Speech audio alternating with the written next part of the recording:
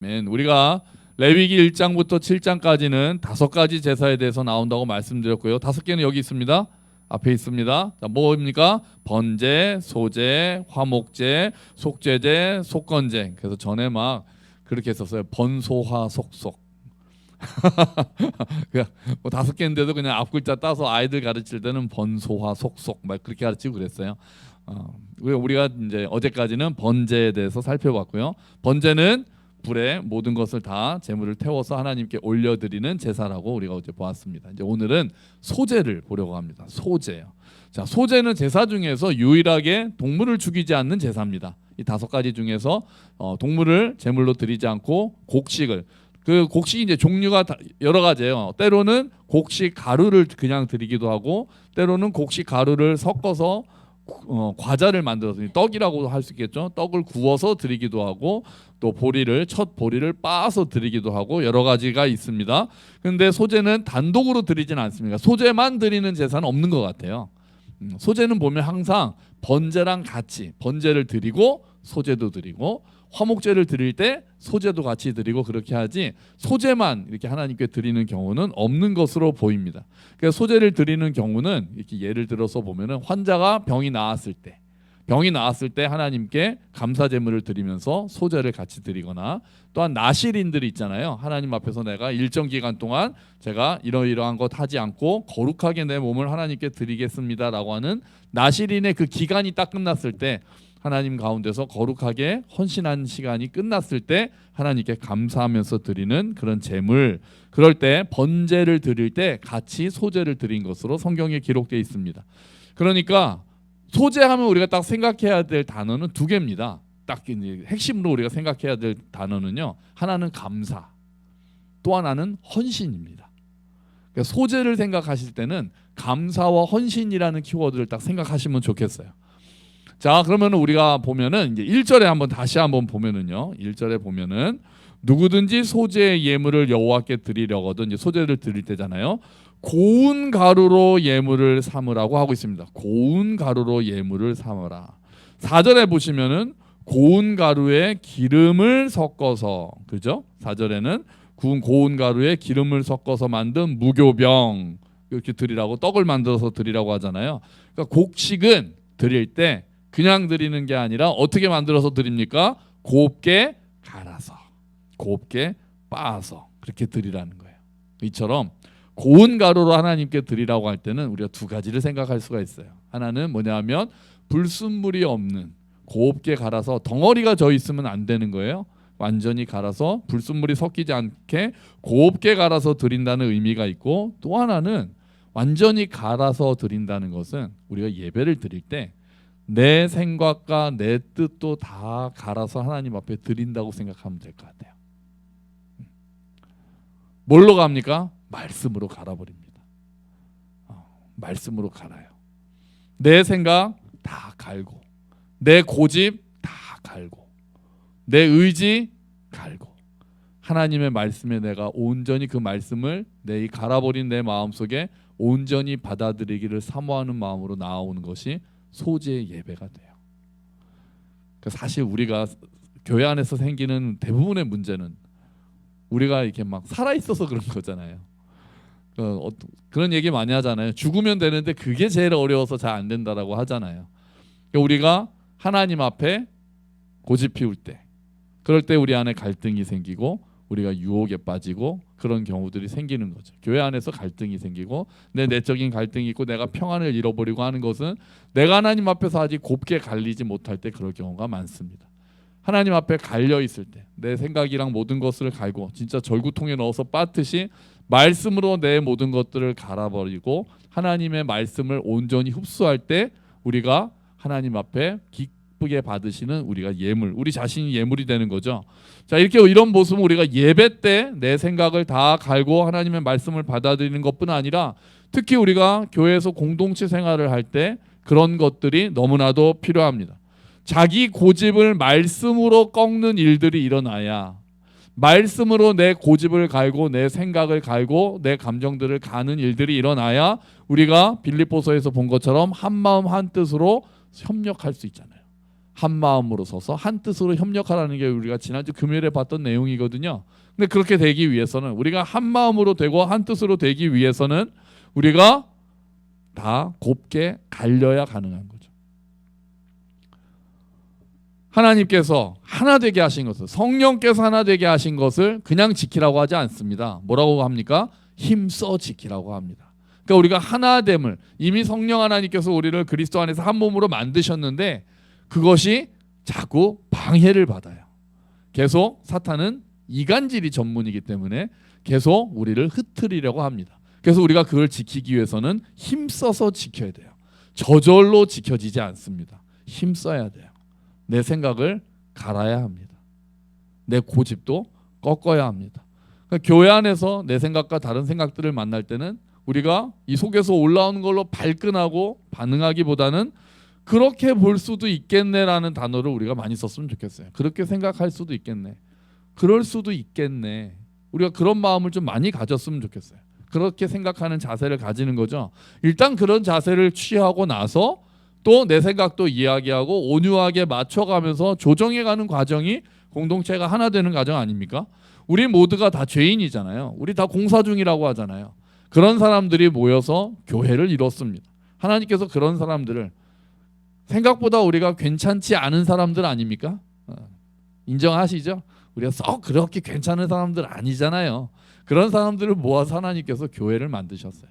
그렇기 때문에 갈등이 없을 거라고 생각하면 참으로 순진한 생각인 거죠. 갈등은 있을 수밖에 없습니다. 우리가 다 서로 부딪힐 수밖에 없어요. 중요한 거는 그 이후입니다. 그런 갈등이 생겼을 때, 내적인 갈등이 생기고 지체와의 갈등이 생겼을 때 그 다음에 그것을 어떻게 풀어가는가에 따라서 나의 성숙도가 드러나게 되고 또 그 과정을 통해서 과연 그 공동체가 얼마나 성숙한 공동체인가가 드러나게 되는 거죠. 말씀 가운데 내 생각이 갈리고 내 원망이 갈리고 기도 가운데 내 마음이 풀어지고 그런 사람이 좀 더 성장해는, 좀 더 자라나는 신앙인이 되고, 그렇게 해서 서로 이야기하면서 오해를 풀고 서로 이해가 깊어지고 그러는 과정 가운데서 뜻을 맞춰 갈 때 그 공동체가 좀 더 단단해지고 굳게 서는 공동체가 되는 것입니다. 그렇기 때문에 여러분, 우리가 고집을 피우기보다, 그러니까 고집은 대부분에게, 물론 때로는 옳은 고집이 큰 일을 하기도 하지만 대부분은 고집은 하나님의 뜻에 반하는 경우가 많습니다. 고집을 내려놓고 내 생각을 내려놓고 말씀으로 갈아서 상대방을 받아들이고 또 하나님의 뜻을 받아들이는 저와 여러분, 우리 교회가 되기를 축원합니다. 아멘. 자, 1절에 보면은 소제를 드릴 때 우리가 봤잖아요. 고운 가루로 드리라고 한 거 다음에 기름과 유향을 놓고 드리라고 합니다. 고운 가루에 기름을 붓고 유향을 붓습니다. 자, 과자를 구워서 소제를 드릴 때는 기름을 섞어서 구운 다음에 드렸습니다. 기름과 유향을 드리라는 것은요, 일단은 첫 번째로 생각할 것은 기름과 유향을 드리라는 것은 귀한 것을 드리라는 의미가 있습니다. 앞에서 소제하면은 딱 생각해야 되는 단어가 두 개라고 말씀드렸잖아요. 뭡니까? 하나는 감사, 하나는 헌신이었습니다. 감사와 헌신은 귀한 것으로 하는 겁니다. 감사와 헌신을 하나님 앞에 돌려드릴 때는 우리가 귀한 것으로 하는 겁니다. 우리가 쓰고 남은 것으로 헌신하는 거 아닙니다.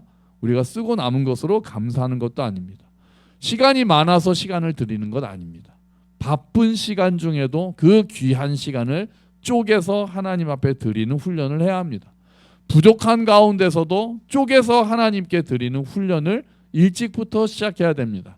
나중에 시간이 많을 때 하나님께 드리겠다, 나중에 재물이 많아지고 풍성해질 때 하나님께 드리겠다 하는 사람은 끝까지 그렇게 이르지를 못합니다. 지금 여기서 이 바쁜 시간 가운데에서, 이 바쁜 일정 가운데에서 어떻게 내가 우선순위를 두고 이 시간만큼은 내가 아무리 바쁘지만 정말 귀한 시간이지만 그렇기 때문에 오히려 하나님께 드리겠다라는 마음이 귀한 것이고, 그 마음이 소제를 드리는, 귀한 것으로 소제를 드리는 사람들의 마음이 되는 거죠. 지금 내가 부족하지만 그럼에도 불구하고 내가 무엇을 아끼고 쪼개서 하나님께 드리겠다라고 하는 마음이, 그런 헌신이, 그런 감사가 소제를 바르게 드리는 그런 마음과 연결이 되는 것입니다. 그래서 그렇게 미리 훈련을 할 때 나중에 좀 더 시간의 여유가 생기고 물질의 여유가 생기면은 좀 더 바르게 또 좀 더 풍성하게 하나님께 드릴 수가 있는 거죠.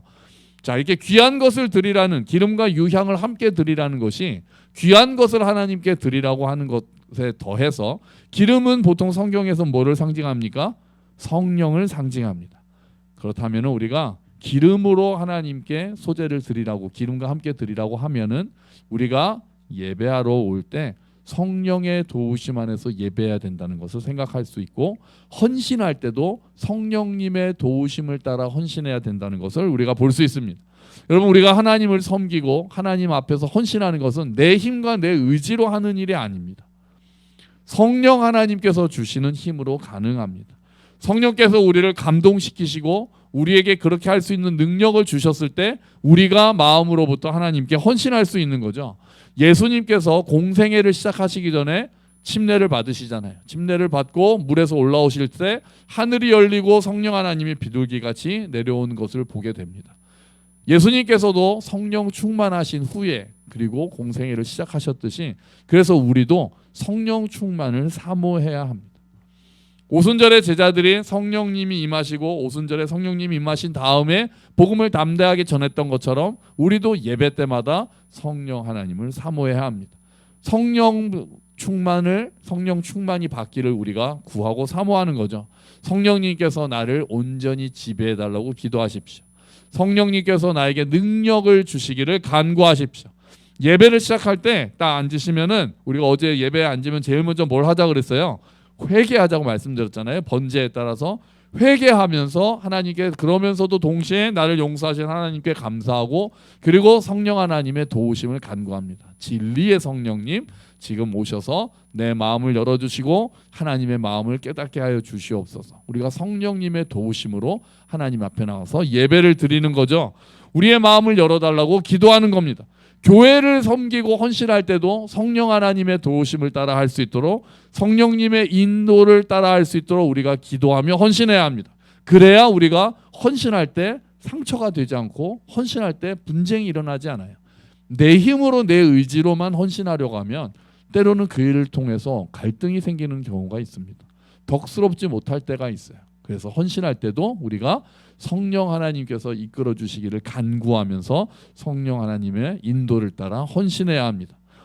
기름이 어떤 역할을 합니까? 재물에 기름을 섞고 또 떡을 구울 때 기름을 발라서 구우면 어떤 일이 일어납니까?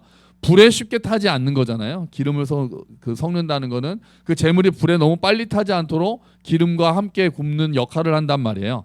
기름 없이 가루를 구우면 그냥 불에 확 타버리니까요. 소재는 나중에 남겨서 제사장이 먹기도 하거든요. 마찬가지로 우리가 성령 충만을 사모하고, 그리고 성령 충만한 상태로 신앙생활을 하지 않으면 불이 왔을 때, 어려움이 왔을 때 원망과 불평으로 금방 가득 차게 됩니다. 우리가 그래요. 내가 성령 충만하면요, 상처를 덜 받습니다. 내가 성령 충만하면요, 상처를 덜 줍니다. 그러니까 우리가 교회 안에 갈등이 생길 때도 성령 충만하면 우리가 좀 더 여유가 생겨요. 성령 하나님이 함께 하시는 사람들은 여유가 생기기 시작합니다. 그래서 좀 더 용서할 수 있게 되고 좀 더 용납할 수 있게 되는 거죠.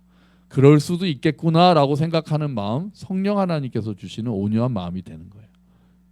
그러니까 내가 먼저 성령 충만해야 되겠구나라고 생각해야 되는 거예요. 다른 사람을 원망하지만 말고, 다른 사람들 원망하기 전에 내가 좀 더 충만해야 되겠구나, 성령 하나님 내 마음을 온전히 주장해 주십시오라고 우리가 기도할 수 있어야 합니다. 여러분, 성령 충만을 사모하고 성령님과 함께 동행하는 저와 여러분이 되시기를 소망합니다. 정말 우리 교회가 예배를 드릴 때마다, 또 교회 안에서 갈등이 생길 때마다 함께 성령 하나님, 정말 비둘기같이 온유한 은혜의 성령님께서 오셔서 우리의 거친 마음을 어루만져 주시고, 우리의 좁은 마음을 넓혀 주시고, 우리의 무지함을 깨우쳐 주시고, 그 말씀의 능력을 경험하게 하여 주시옵소서. 우리가 함께 그렇게 기도하는 저와 여러분이 되시기를 축원합니다. 아멘. 아멘. 그리고 유향은 향기를 내는 겁니다. 유향을 태움으로써 향기가 나는 거죠. 그러니까 소재에는 그것이 하나님께서 하나님께 향기로운 제물이 된다고 우리가 아까 보았잖아요.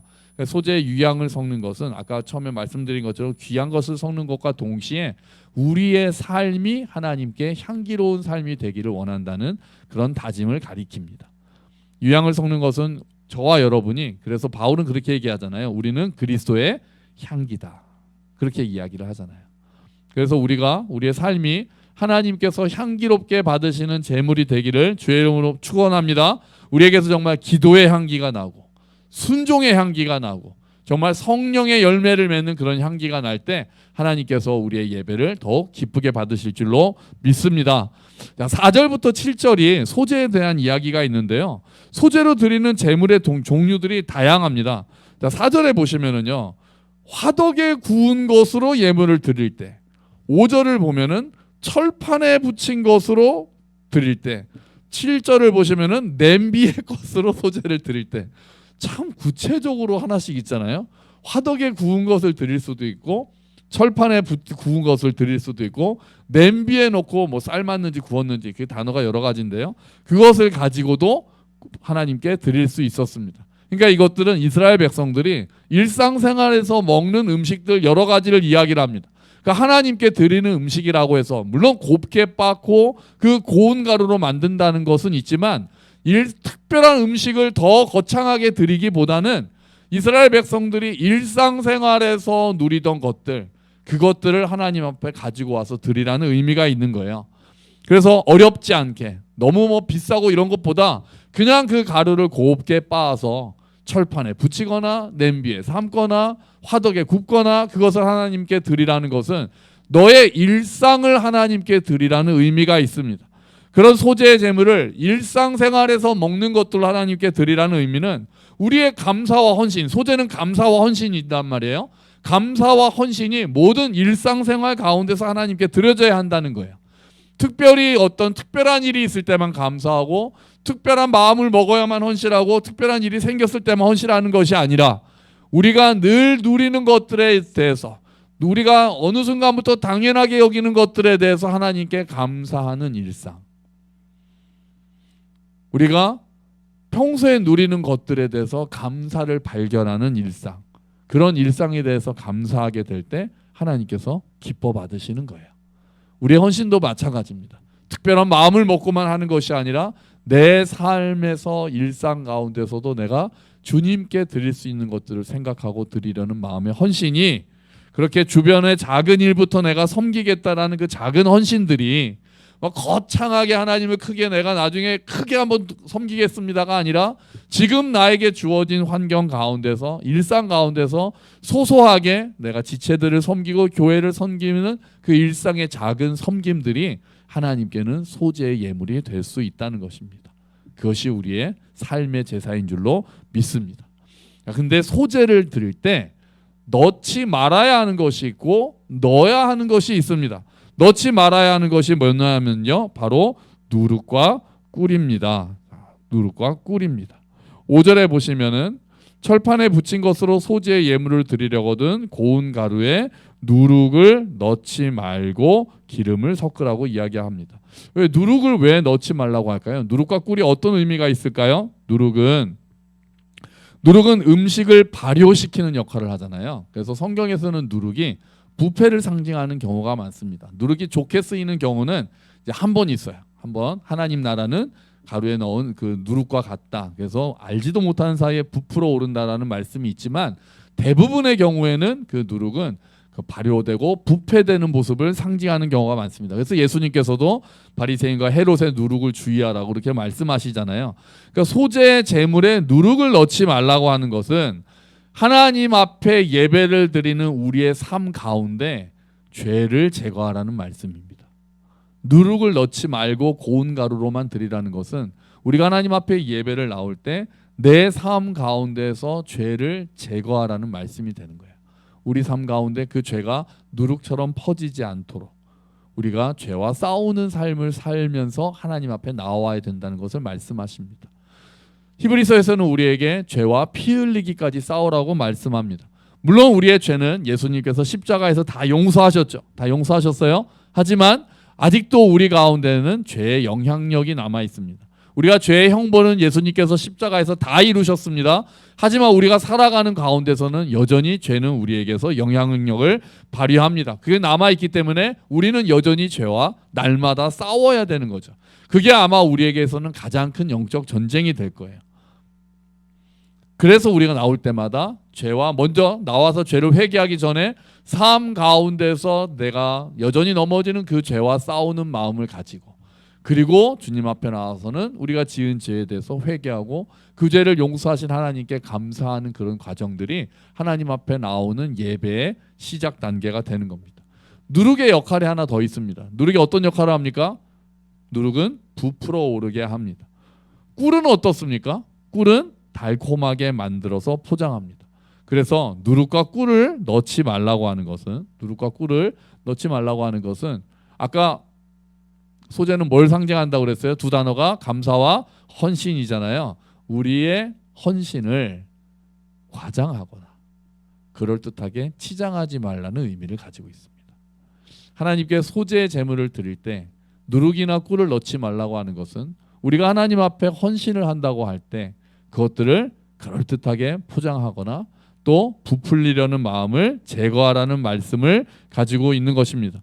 주의 일을 한다고 하면서 자기를 드러내려는 마음, 자기 공적을 자랑하려고 하는 마음은 하나님 앞에 합당한 헌신이 될 수가 없습니다. 그러면 반대로 꼭 넣어야 되는 것이 있습니다. 그게 13절이에요. 13절.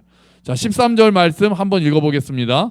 내 모든 소재물에 소금을 치라. 내 하나님의 언약의 소금을 내 소재에 빼지 못할지니 내 모든 예물에 소금을 드릴지니라. 아멘. 그렇다면 아까 누룩과 꿀에 반해서 소금의 역할을 본다면, 소금은 맛을 내는 역할도 있죠. 부패하지 않게 하는 역할도 있죠. 그리고 또 하나는 소금의 특징이 뭡니까? 사라지는 겁니다. 녹아서 없어지는 겁니다. 누룩이 부풀리는 것이고 꿀이 그럴듯하게 달게 포장하는 것이라면 소금은 영향력은 발휘하지만 자기 자신은 없어지는 거죠. 그러니까 소재의 제물에 소금을 넣으라는 말씀의 의미 중에 하나는 우리를 바쳐서 헌신하되 자기를 드러내지 말고 녹아서 사라지라는 말씀이, 그런 의미가 들어있는 거예요. 지금 시대는 자기 PR 시대라고 하잖아요. 자기를 드러내서 인정받아야 되고 SNS에서 알려야 되고 그렇습니다. 그런 시대에 이런 말씀은 맞지 않아 보이죠. 하지만 이런 삶이 오히려 세상에서도 큰 울림을 줍니다. 드러내지 않으려는 삶이 또 그런 사람들이 많은 사람들에게 울림을 주고 하나님을 더욱 기쁘시게 하는 거죠. 예수님께서도 마태복음에 보면 너희가 기도할 때, 너희가 구제할 때 오른손이 하는 것도 왼손이 모르게 하고 나팔을 불거나 거리에서 기도하거나 그러지 마라. 그러면서 뭐라고 말씀하시냐면 그들은 자기 상을 이미 받았다, 이렇게 말씀하세요.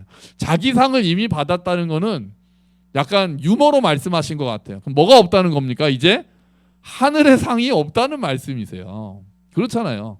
이미 자기 상을 다 받았다는 거는 그 사람들은 기도하고 구제 선한 거지만 그걸 하면서 막 나팔을 불고 기도하고 나팔 불고 구제하고 거리에 서서 크게 기도해서 사람들한테 존경받고 인정받으면 그들이 받을 상은 다 받아서 더 이상 하나님께 받을 상은 없어.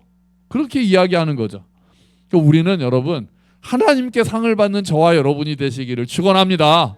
사람들한테 인정받지 못하더라도, 물론 우리가 서로 인정하고 작은 걸 보면 인정해줘야 되겠지만, 인정은 해주지만 너무 받으려고는 하지 마세요.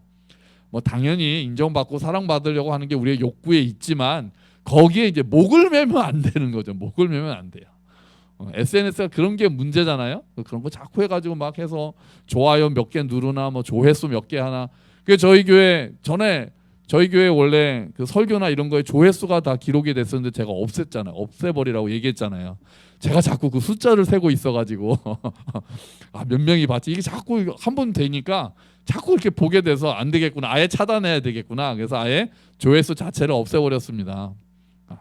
하나님께 상을 받아야 되겠다 싶어가지고 이제 없앴어요. 우리 찬송가 보면 부름받아 나선 이 몸이라는 찬송가 있잖아요. 3절인가요? 마지막에 그 구절이 있습니다. 뭡니까? 이름 없이 빛도 없이 감사하며 섬기리다. 이름 없이 빛도 없이 감사하며 섬기리다. 이름 없이 빛도 없이. 그런 자세라는 거죠. 그게 부름받아 나선 사람들의 자세라는 거예요. 나를 드러내고 내가 인정받아야 되고 내가 높아져야 되는 것이 아니라 이름 없이 빛도 없이 예수께서 십자가를 지고 가셨으니 우리도 그 길을 걷겠다고 하는 것이 우리들이 소제를 드릴 때 생각해야 되는 모습이기도 합니다. 근데 우리가 방금 읽었던 13절에 보면은요, 재밌는 표정 그 구절이 있습니다. 하나님의 뭐라고 되어 있습니까? 언약의 소금이라는 표현이 있어요.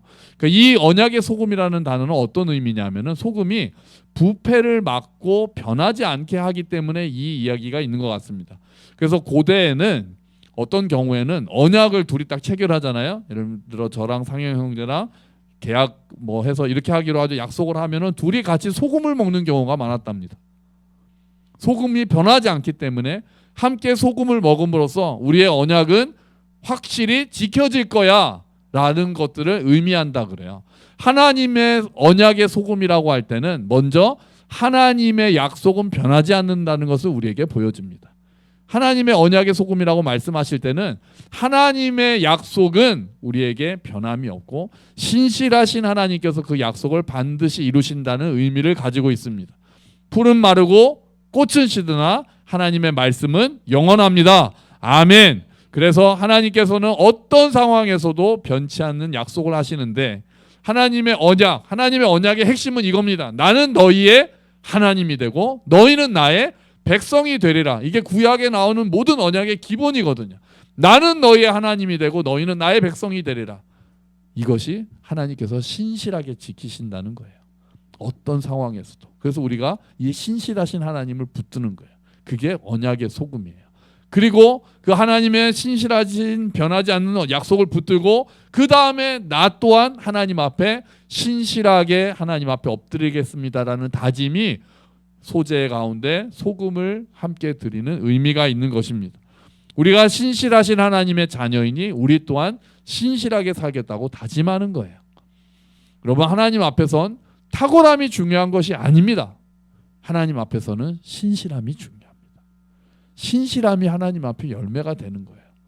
세상은 탁월한 사람들을 인정할지 모르겠지만 우리는 탁월하지 않아도 신실한 자들이 너는 나의 참 좋은 친구였다라는 그 칭찬이 우리를 기다리고 있는 겁니다. 성실하고 꾸준하게 내가 할 수 있는 일들 그것을 마음을 다해서 하는 태도가 하나님 앞에서는 가장 좋은 예물입니다. 여러분, 소제는 우리의 헌신과 감사를 상징한다고 말씀드렸습니다. 아마 제사 중에서 우리의 일상과 가장 밀접한 관계가 있는 제사라고 볼 수 있을 것입니다.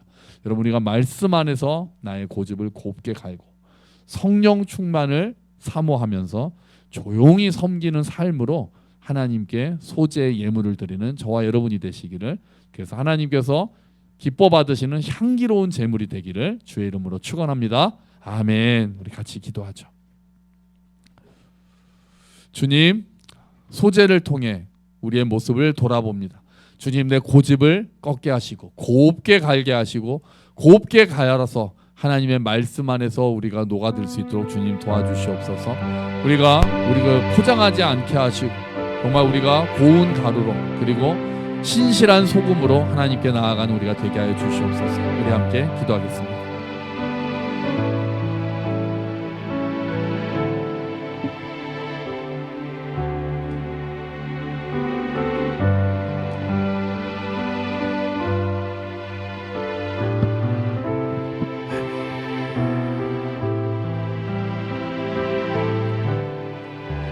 아버지, 은혜를 베풀어 주시옵소서. 주님, 우리의 삶 가운데 우리가 하나님께 일상으로 감사하며 일상에서의 헌신으로 주님께 올려드리길 원합니다. 주여 도와주시옵소서. 주님, 우리의 모든 마음과 몸을 만져주시옵소서. 주님, 우리의 대사, 우리의 삶을 기쁘게 받아 주시옵소서. 감사와 헌신으로 나아가는 우리가 되게 하여 주시옵소서. 아멘. 주여, 은혜를 베풀어 주시옵소서.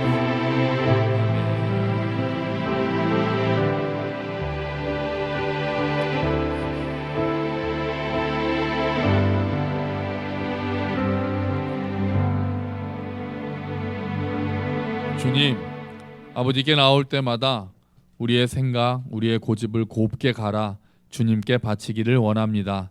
그래서 말씀 안에서 그 말씀으로 변화되게 하시고 성령 충만한 삶이 되게 하시고, 주님, 우리가 우리의 헌신을, 우리의 감사를 일상 가운데서 모든 것을 돌려드리는 우리가 되게 하여 주시옵소서.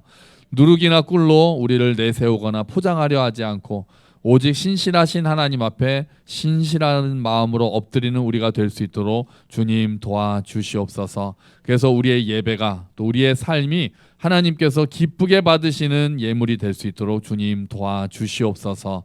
감사합니다. 주님, 예수 그리스도의 이름으로 기도합니다. 아멘.